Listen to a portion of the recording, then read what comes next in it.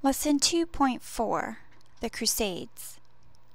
In 1095, Pope Urban II condemned a group of people who had invaded the lands of the Christians. The people Urban referred to were Muslims, and he called on Christians to wage war against them. Kings had regained a good bit of their authority, but the Church and the Pope still had plenty of power, certainly enough for the Pope to gather armies to fight the spread of Islam. Main idea. Christians in Europe fought non-Christians to conquer Palestine and retake Spain. Battle for Palestine. Specifically, the people Urban had condemned were Seljuk Turks, Muslim rulers who had seized control of Jerusalem in 1071. Their takeover had made Christian pilgrimage to the Holy Land, also called Palestine, almost impossible. The Holy Land included Jerusalem and the area around the city, sites that were sacred to Christians, Jews, and Muslims. The Seljuks had also begun to attack the Christian Byzantine Empire, once the eastern half of the Roman Empire. When the Byzantine emperor asked for help, Pope Urban seized his chance to rally Christians against the growing power of Islam. His words had the desired effect. In 1096, Christian armies set off to fight a series of wars called the Crusades to reclaim the Holy Land. Christian leaders and soldiers were motivated by a desire to protect Christians and to slow the spread of Islam. Peasants, knights, and foot soldiers joined the fight, and they achieved victory. In 1099, the army retook Jerusalem and divided the Holy Land into 4 Crusader states. But the triumph was short-lived.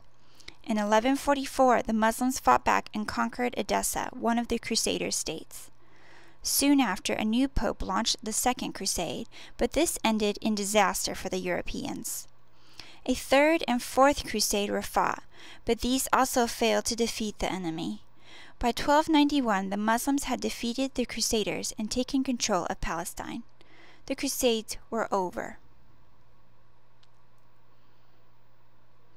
A Spanish Crusade. The Crusades had an unexpected impact on Europe. During the wars, trade between Europe and the Eastern Mediterranean region greatly increased because of greater contact between the two regions. After the wars, ideas as well as goods were exchanged. The trade led to the rise of a merchant class in Europe and the further decline of feudalism. Still, crusading fever didn't die, and hostility toward any non-Christians increased. As soldiers galloped toward the Holy Land, they killed Jews in Europe as well as those in Palestine. After the Crusades, many Jews were expelled from England and France. The greatest expulsion effort, however, took place on the Iberian Peninsula, which includes present-day Spain and Portugal. In the 700s, Muslims had conquered almost the entire peninsula.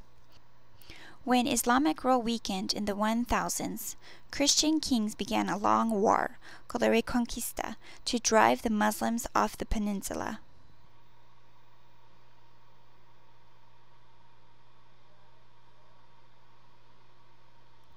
King Ferdinand and Queen Isabella of Spain stepped up the war. They used a powerful court known as the Inquisition to punish non-Christians. The court ordered the torture and execution of many Muslims and Jews who would not convert, or who had converted but secretly practiced their former religion. In 1492, Ferdinand and Isabella finally defeated and expelled the last of the Muslim rulers and their followers from Spain and Portugal. They also drove out about 200,000 Jews. Unlike the Crusades, the Reconquista had achieved its goal, but at the cost of many human lives.